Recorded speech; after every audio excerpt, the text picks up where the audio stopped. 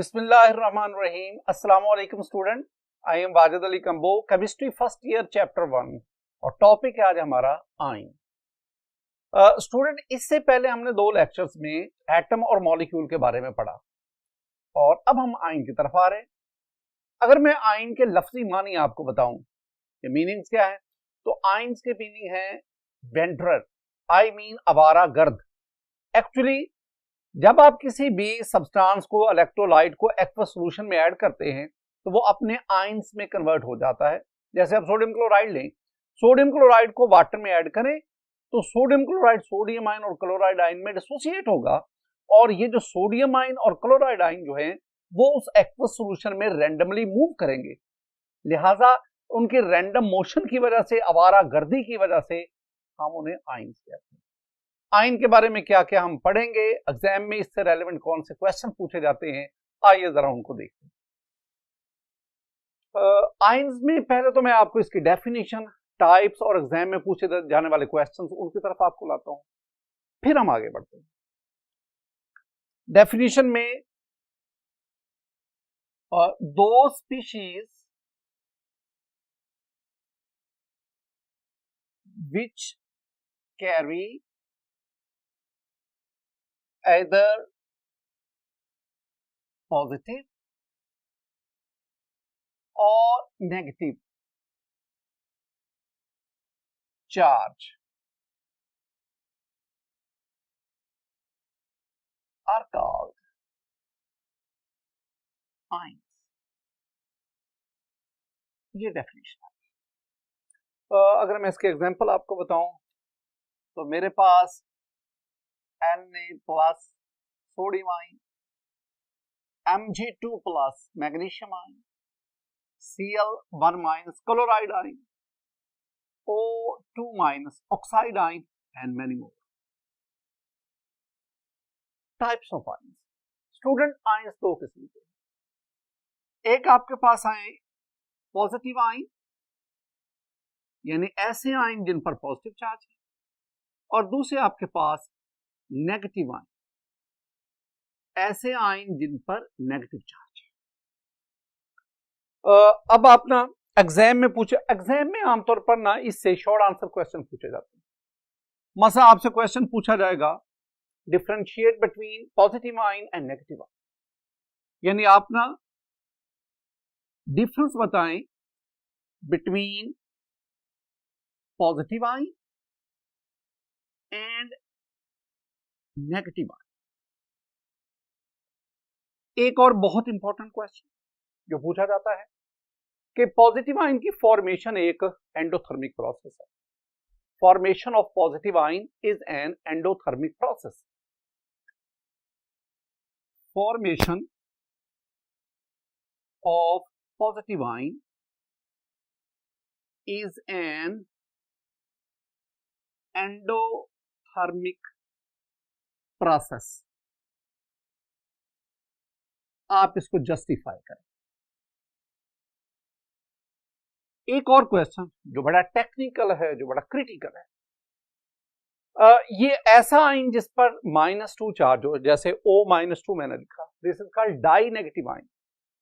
तो the formation of di negative ion is an endothermic process, while the formation of uninegative ion is exothermic process. तो इस किस्म के question जो है ना वो आमतौर पर बोर्ड में पूछे जाते हैं। मैं आपको पॉजिटिव आयन और नेगेटिव आयन दोनों की कैरेक्टरिस्टिक समझाता हूं। आपने इनमें से ना वो पॉइंट्स नोट कर लेने हैं जो आप डिफरेंस ऑफ पॉजिटिव और नेगेटिव आयन में लिखेंगे। 6-7 पॉइंट्स हैं, उनको आप नोट करते जाएंगे। मैं आपको इन दोनों की कैरेक्टरिस्टिक समझाता हूं। स्टूडेंट, पॉजिटिव आयन और नेगेटिव आयन, इन दोनों के दरमियान डिफरेंसेस उसको जानने से पहले लफ्ज एटम समझाना जरूरी है। एटम के बारे में हम लास्ट लेक्चर्स में कुछ पढ़ के आए हैं। हमने एटम मॉलिक्यूल की वेरियस डेफिनेशंस को डिस्कस किया, लेकिन यहां मैं आपको एटम के बारे में दो बातें खास तौर पर समझाना चाहता हूं जो इस टॉपिक में हमें हेल्प आउट करेंगे। एटम के बारे में पहली बात कि in an atom the number of proton is equal to number of electron. किसी भी एटम में जितने प्रोटॉन होते हैं उतने electron. Sodium atom 11 proton 11 electron, magnesium atom 12 proton 12 electron, chlorine atom 17 proton 17 electron. तो एटम में प्रोटॉन और इलेक्ट्रॉन की तादाद बराबर है, जितना एटम पर पॉजिटिव चार्ज उतना ही एटम पर नेगेटिव चार्ज। तो overall atom is a neutral particle. Neutral particle, ये दो बातें आपने। अब अगर किसी एटम में loss of electron, loss of one or more electrons होता है, loss of one or more electron, तो अब क्या होगा, अब इलेक्ट्रॉन और प्रोटॉन की तादाद बराबर नहीं रहेगी, यूं वो एटम पॉजिटिव आयन में कन्वर्ट होगा। अब इस पॉजिटिव आयन में जब आप लिखेंगे पॉजिटिव और नेगेटिव आयन का डिफरेंस जब लिखेंगे, तो ये पहला पॉइंट लिखेंगे कि positive ion is formed by the loss of one or more electron from an atom. और दूसरी बात, पॉजिटिव आयन में number of proton is greater than number of electron. ये दूसरा पॉइंट आप लिखेंगे। अब आप नेगेटिव आयन की तरफ आए। नेगेटिव आयन कब बनता है, जब कोई न्यूट्रल एटम एक या एक से ज्यादा इलेक्ट्रॉन को गेन करता है, यानी it is formed by the gain of one or more electrons by an atom. तो पहला डिफरेंस में पहला पॉइंट आप क्या लिखेंगे, a negative ion is formed by the gain of one or more electron by an atom. इस तरह इसमें number of proton in negative ion is less than number of electron. ये दो पॉइंट्स आपके पास आ गए। स्टूडेंट एक बात, हम ना पॉजिटिव आयन को कैटाइन भी कहते हैं, हम नेगेटिव आयन को एनाइन भी कहते हैं। आप जानते हैं बड़ा कि पॉजिटिव आयन को कैटाइन, नेगेटिव आयन को एनाइन क्यों कहते हैं? और जरा मैं आपको समझाता हूं। स्टूडेंट मेरे पास ये एक इलेक्ट्रोलिटिक सेल है। चैप्टर 10 में जाकर हम इलेक्ट्रोलिटिक सेल और गर्मालिक सेल उनको पढ़ेंगे। इलेक्ट्रोलिटिक सेल जिसमें इलेक्ट्रिसिटी कंज्यूम होती है, जिसमें इलेक्ट्रोलिसिस होती है। तो अब इलेक्ट्रोलिटिक सेल जो है उसमें मेरे पास ये एक इलेक्ट्रोड है, it is connected to positive terminal of the battery. तो इस पर पॉजिटिव चार्ज आ गया। वो इलेक्ट्रोड जिस पर पॉजिटिव चार्ज होगा हम उसे कहते हैं एनोड। ये मेरे पास एक और इलेक्ट्रोड है, it is connected to negative terminal of the battery. इस पर नेगेटिव चार्ज आ गया, इसे हम कहते हैं कैथोड। अब आपने ना इस सेल के अंदर कोई इलेक्ट्रोलाइट लिया है, एक्वस सॉल्यूशन फॉर्म में या मोल्टन फॉर्म। जब वो एक्वस सॉल्यूशन या मोल्टन फॉर्म में आएगा तो वो अपने आयंस में कन्वर्ट हो जाएगा। कुछ आयंस होंगे जिन पे पॉजिटिव चार्ज होगा, कुछ आयंस होंगे जिन पे नेगेटिव चार्ज होगा। अब होगा क्या कि जब आप इनको बैटरी से कनेक्ट करते इलेक्ट्रोड को, इलेक्ट्रोलिसिस शुरू होगी। ये जो पॉजिटिव चार्ज रखने वाले, पॉजिटिव चार्ज वाले, they will move towards the cathode. ये कैथोड की तरफ मूव करेंगे और वहां जाके ये इनके इलेक्ट्रोलिसिस होगी। अब जब ये कैथोड की तरफ जाएंगे, यानी कैथोड इनको अटैक करेगा। कैथोड का पहला जो है ना कैट लिखा हुआ है, और इसी से हम लफ्ज लेते हैं कैटाइन। कैथोड ऐसा इलेक्ट्रोड जो कैटाइन को अट्रैक्ट करता है। तो वो इलेक्ट्रोड जो कैटाइन को अट्रैक्ट करता है उसे हम कैथोड कहते हैं, या ऐसे आयन जो इसको कैथोड अट्रैक्ट करता है, those ions are called cation. तो ये जो कैटाइन का कैट है ये कैथोड से आया, और कैथोड पे नेगेटिव चार्ज है। नेगेटिव चार्ज वाला इलेक्ट्रोड हमेशा पॉजिटिव चार्ज वाले आयन को अट्रैक्ट। इसके बरक्स अगर आप एनोड को देखें तो इसमें पॉजिटिव चार्ज और डेफिनेटली नेगेटिव चार्ज वाले आयन को अट्रैक्ट करें। तो ऐसा इलेक्ट्रोड जो नेगेटिव इसको अट्रैक्ट कर रहा है। अब इसके शुरू में है एन, तो इसी से हमने क्या ले लिया, एन आयन। तो एन आयन जिनको एनोड अट्रैक्ट करता है, कैटाइन जिनको कैथोड अट्रैक्ट, ये इनके बीच। स्टूडेंट तीसरा पॉइंट जो हम आते हैं ना पॉजिटिव आयन, मैं एक सेंटेंस लिखता हूं फॉर्मेशन ऑफ कैटाइन यानी positive ion is an oxidation process. Cation का बनना एक ऑक्सीडेशन प्रोसेस है। और इधर मैं लिखूंगा formation of anion, A9 mean negative ion, is a reduction process. अब इनको याद रखने के लिए एक छोटा सा टोटका मैं आपके साथ शेयर स्टूडेंट में लिख रहा हूं लियो रोर्स जर, ये एक टोटका है, सिर्फ इस बात को याद रखना। लियो में loss of E stand for electron is called oxidation, यानी ऐसा प्रोसेस, ऐसा रिएक्शन जिसमें इलेक्ट्रॉन का लॉस हो उसे हम कहते हैं ऑक्सीडेशन। और इधर G for gain of E stand for electron is called reduction. ऐसा रिएक्शन, ऐसा प्रोसेस जिसमें गेन ऑफ इलेक्ट्रॉन होती है उसे कहते हैं रिडक्शन। हमने पढ़ा कि जब ये पॉजिटिव आयन या कैटाइन बनता है, ये एटम है, जब इसमें लॉस ऑफ इलेक्ट्रॉन हुआ एक से ज्यादा, तो ये मेरे पास पॉजिटिव आयन बना। चूंकि इस प्रोसेस के दौरान लॉस ऑफ इलेक्ट्रॉन हुआ, तो LEO loss of electron is called oxidation, so this reaction is called the oxidation process. इसके बरक्स अगर मेरे पास ये एक एटम है बी, ये एक इलेक्ट्रॉन गेन करता है, यानी गेन ऑफ इलेक्ट्रॉन हुआ, तो ये मेरे पास एनाइन बना, नेगेटिव आयन बना। नेगेटिव आयन की फॉर्मेशन के दौरान इसमें गेन ऑफ इलेक्ट्रॉन हुआ, तो ऐसा रिएक्शन जिसमें गेन ऑफ इलेक्ट्रॉन होगा, ऐसा प्रोसेस जिसमें उसे हम कहेंगे reduction. Next point student, next point हम डिस्कस करेंगे कि पॉजिटिव आयन, अगर आप इसी चीज को देखें, पॉजिटिव आयन की फॉर्मेशन के दौरान जो साइज है वो रिड्यूस हो जाता है, जब नेगेटिव आयन बनता है तो साइज में इंक्रीज आता है। कैसे, जरा इसको हम ना एनिमेशन की मदद से देखते हैं। स्टूडेंट मेरे पास ये एक एटम है, सोडियम का एटम। पहले तो आप देखें कि सोडियम एटम से सोडियम आयन यानी पॉजिटिव आयन कैसे बना। ये सोडियम का एटम है, न्यूक्लियस में 11 प्रोटॉन और शेल्स में 11 इलेक्ट्रॉन रिवॉल्व। अगर आप इस सोडियम एटम जिसका वैलेंस शेल में एक इलेक्ट्रॉन है, उस इलेक्ट्रॉन का लॉस करवाते हैं, आपके पास ये सोडियम आयन। अब इस सोडियम आयन में प्रोटॉन तो 11 है, लेकिन इलेक्ट्रॉन इसमें 10 रह गए।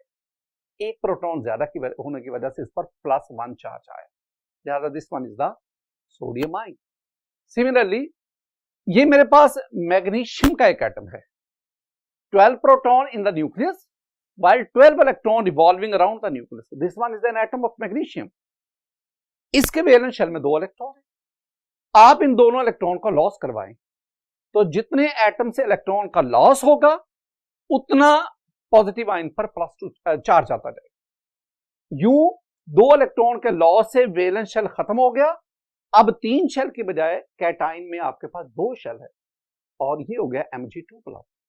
इसी तरह आप एल्यूमिनियम से Al3+ बना सकते हैं, सिलिकॉन SiO से Si+4 बना सकते हैं, एंड सो ऑन। इसके बरक्स ये मेरे पास क्लोरीन का एटम है। स्टूडेंट इस एटम में देखें 17 प्रोटॉन इन द न्यूक्लियस और 17 electron revolving around the nucleus. In the valence shell there are 7 electrons. According to octet rule, it can accommodate 1 more electron. ये आप इलेक्ट्रॉन इसमें ऐड करें, अब आपके पास ये एटम नहीं बल्कि ये बन गया क्लोराइड आयन। इसमें प्रोटॉन तो 17 है, लेकिन अब इलेक्ट्रॉन 18 हो गए, और एक इलेक्ट्रॉन के बढ़ने से इस पे -1 चार्ज आए। तो ये हम इसी तरह आप ऑक्सीजन जिसके वैलेंस शेल में 6 इलेक्ट्रॉन है, आप उसमें 2 इलेक्ट्रॉन ऐड करते हैं। पहला इलेक्ट्रॉन ऐड करते तो O-1, एक और इलेक्ट्रॉन ऐड करते तो O-2, die negative oxide ion आपके पास। स्टूडेंट इस तरह हमने देखा कि कैसे एटम से पॉजिटिव आयन यानी कैटाइन, और फिर उन्हीं एटम से गेन ऑफ इलेक्ट्रॉन से नेगेटिव आयन यानी एनाइन। अगली बात जो मैं आपको समझाने जा रहा हूं वो है साइजेस का। एक सेंटेंस में रखें कि the size of cation is smaller than its parent atom, यानी कैटाइन का साइज अपने पेरेंट एटम से छोटा है। मसलन मेरे पास ये सोडियम का एटम है। अब इस सोडियम एटम, इसका जो रेडियस है, इसका जो साइज है वो आपके पास आ रहा है 186 पिकोमीटर। जब इससे सोडियम आयन बना, एक शेल का लॉस हुआ। सोडियम एटम में 3 शेल थे, अब यहां 2 शेल है, तो नंबर ऑफ शेल कम हो गए। और एक और बात, सोडियम एटम के अंदर there is balance ratio between proton and electron, 11 proton 11 electron. लेकिन जब आपके पास ये सोडियम आयन आवा, यहां पे प्रोटॉन इलेक्ट्रॉन रेशियो इम्बैलेंस हो गई। अब 11 प्रोटॉन रिमेनिंग 10 इलेक्ट्रॉन पे अट्रैक्शन स्ट्रॉन्ग होगी और यूं शेल ड्रैग होकर न्यूक्लियस के करीब आ। तो 2 बातें ध्यान में रखनी है कि क्यों कैटाइन का साइज अपने पेरेंट एटम से छोटा है। इसकी 2 रीजन है। Number 1, usually during the formation of cation there is a loss of shell. और नंबर 2, जब आप कैटाइन में आते हैं तो there is imbalance ratio between proton and electron. The attraction of proton on remaining electron increases, that is why the size of cation is smaller than its parent atom. तो sodium atom का size 186 picometer और उससे बनने वाला sodium ion, उसका size greatly reduce होकर 95 picometre. इसके बरक्स अगर हम एनाइन की तरफ जाते तो वहां सेंटेंस और होगा, the size of anion is greater then its parent atom. Look at the example of chlorine. Chlorine atom, अब क्लोरीन एटम में 17 प्रोटॉन और 17 electron. There is a balance ratio between proton and electron. The size of chlorine atom is 99 picometer. अब इसमें एक electron add हुआ। अब जब electron add हुआ, अब साइज इंक्रीज कर गया। क्लोराइड आयन का साइज 181, रफली डबल हो गया, 181 पिकोमीटर। तो एनाइन का साइज अपने पेरेंट एटम से बड़ा क्यों है? यहां आप 2 लॉजिक देंगे, 2 रीजन। पहले रीजन आप क्या बताएंगे? आप कहेंगे जी कि क्लोरीन एटम में there is balance ratio between proton and electron, लेकिन जब क्लोराइड आयन बना तो अब इलेक्ट्रॉन की तादाद बढ़ गई, जिसकी वजह से न्यूक्लियस की इलेक्ट्रॉन पर ग्रिप अट्रैक्शन वीक होगी। जब न्यूक्लियर अट्रैक्शन वीक होगी तो डेफिनेटली शेल एक्सपेंड करेंगे।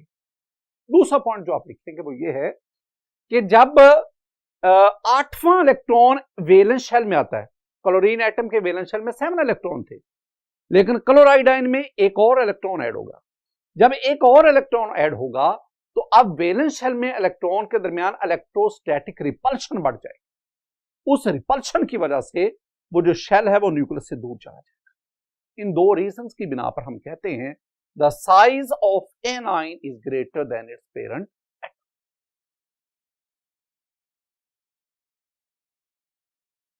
पहली बात मैंने आपको बताई,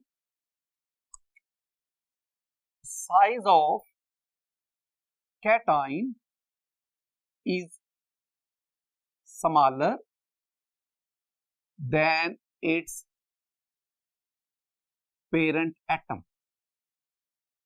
मसलन सोडियम एटॉमिक फॉर्म में इसका साइज हमारे पास आ गया 186 पिकोमीटर, और जब इसमें लॉस ऑफ इलेक्ट्रॉन से सोडियम आयन बना, अब इसका साइज है 95। इसके बरक्स अगर आप इधर आएंगे तो हम कहेंगे size of anion is greater then it's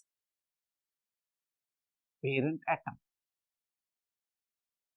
मेरे पास स्टूडेंट ये क्लोरीन एटम, इसका साइज 99 पिकोमीटर, एक इलेक्ट्रॉन ऐड किया, ये बना क्लोराइड आयन, इसका size 181। Next point very important, ये शॉर्ट आंसर क्वेश्चन दिया था। हमारे पास ये पॉइंट आया, जब कैटाइन बनता है, जब पॉजिटिव आयन बनता है तो एनर्जी प्रोवाइड करनी पड़ती है, लिहाजा कैटाइन की फॉर्मेशन एक endothermic process. Formation of cation is N endothermic process. Student आप ना 9th-10th में पढ़ के हैं, एंडोथर्मिक प्रोसेस ऐसा प्रोसेस जिसमें हीट अब्सॉर्ब होती है, एक्सोथर्मिक ऐसा प्रोसेस जिसमें हीट रिलीज। अब एंडोथर्मिक, आप सोडियम एटम लें गैसियस स्टेट में। अब सोडियम एटम में मैंने पहले भी आपसे कहा 11 प्रोटॉन 11 इलेक्ट्रॉन, तो प्रोटॉन यानी न्यूक्लियस की इलेक्ट्रॉन पर अट्रैक्शन। अगर आप वैलेंस शेल से इलेक्ट्रॉन निकालना चाहते हैं तो आपको वो जो न्यूक्लियस और वैलेंस शेल में इलेक्ट्रॉन के दरमियान अट्रैक्शन उसको ओवरकम करना पड़ेगा। उस अट्रैक्शन को ओवरकम करने के लिए you have to provide energy. तो जब आप वो एनर्जी प्रोवाइड करते हैं, हमारे पास इलेक्ट्रॉन का लॉस हुआ, सोडियम आयन बना। इस दौरान जो आप एनर्जी देते हैं that is plus 496 kilo joule per mole. जब भी एंडोथर्मिक होता है तो इसमें ये पॉजिटिव का साइन आता है, पॉजिटिव का sign.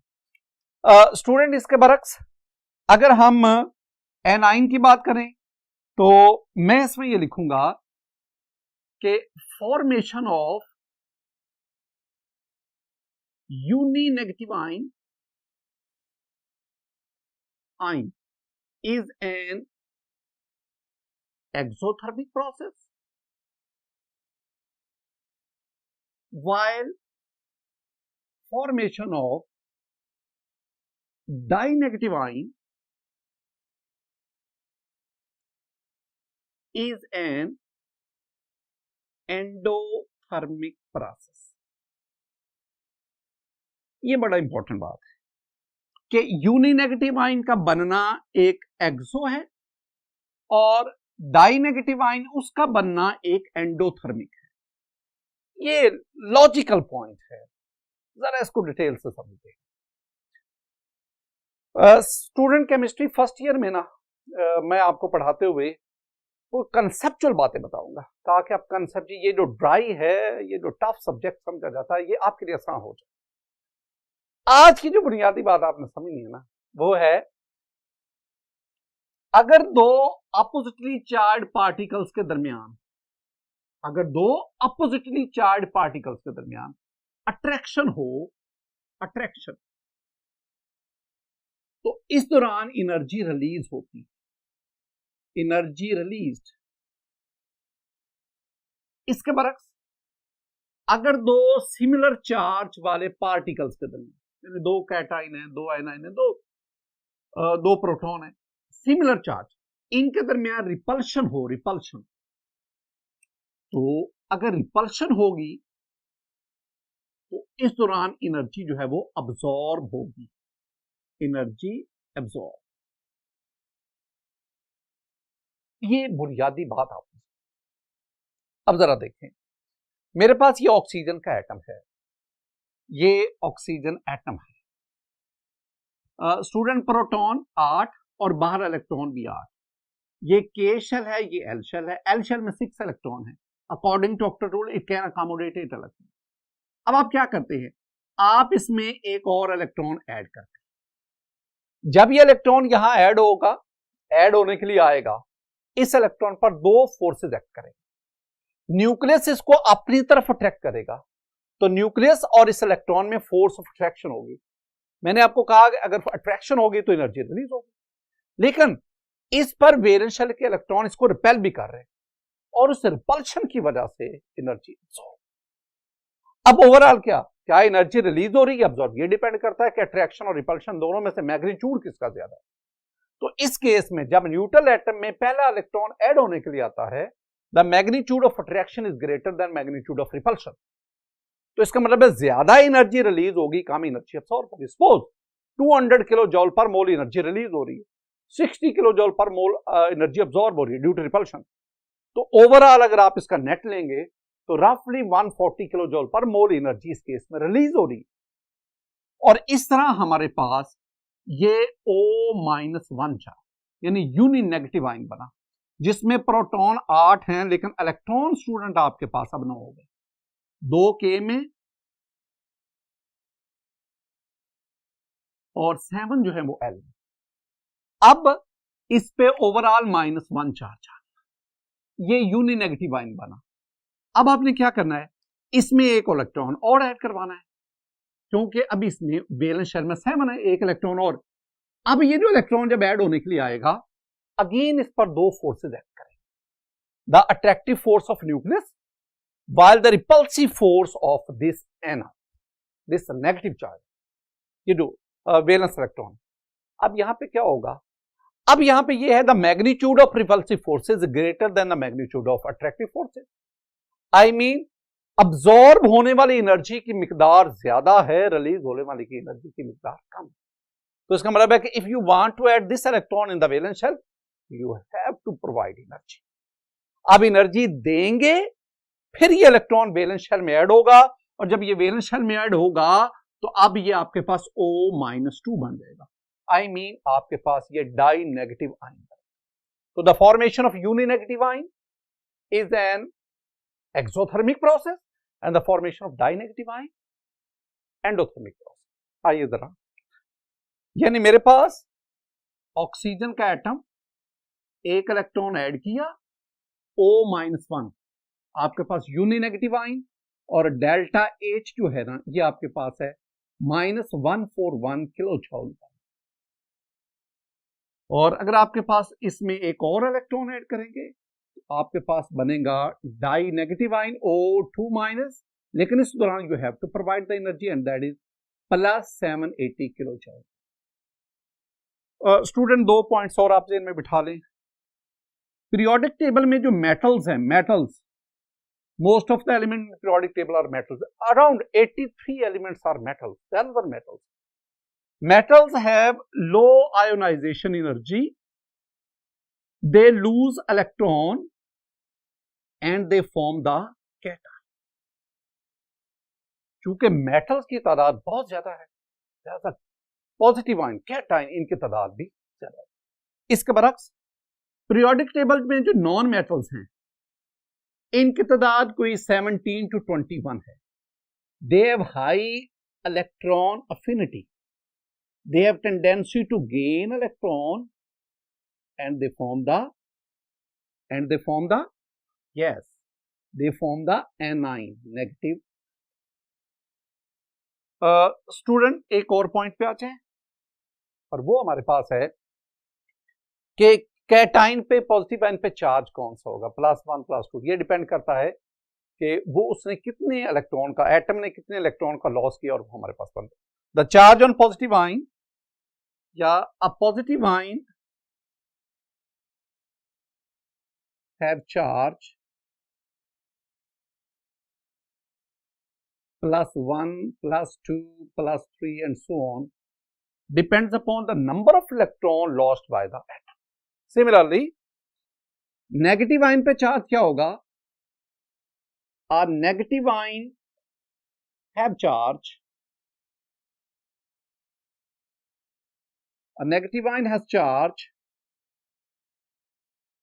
-1 -2 -3 and so on. It depends upon number of electron gained by the atom.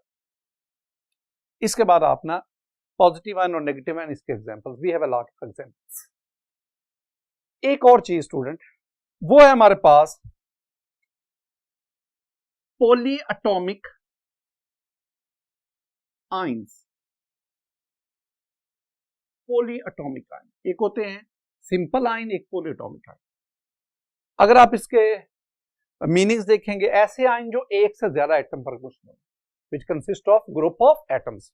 तो ions which consist of group of atoms are called poly atomic ion. मसलन मेरे पास ये आयंस आ गया, NH4+ अमोनियम आयन, ROR। ये ROR ether होता है, अगर हम ऑक्सीजन पे प्लस लगा दे, this is called oxonium ion. इस तरह जब आप सेकंड ईयर ऑर्गेनिक केमिस्ट्री पढ़ेंगे तो आप इनसे भी आपका पाला पड़ेगा। These are called the carbocation, this one is the tertiary carbocation. ये वाले जो मैंने आयन लिखे हैं, ये एक से ज्यादा एटम पर मुश्तमिल है, they consist of group of atoms. Similarly आपके पास है OH negative, CO3-2 carbonate, SO4 2- sulphate, HCO3-1 bicarbonate and many more. Student ये दोनों जो कैटेगरीज हैं these are called poly atomic ions. ऊपर वाले जो मैंने लिखे हैं दे आर कॉल्ड पॉजिटिव या cationic poly atomic ion and they are called the anionic poly atomic. तो ये हमारे पास स्टूडेंट आज के इस लेक्चर में हमने ion and types of ion, I mean positive ion, negative ion, और लास्ट में हमने पॉली एटॉमिक। मेरी दुआ है कि अल्लाह ताला आपको दुनिया में और आखिरत में कामयाबी नसीब फरमाए। अस्सलामु अलैकुम।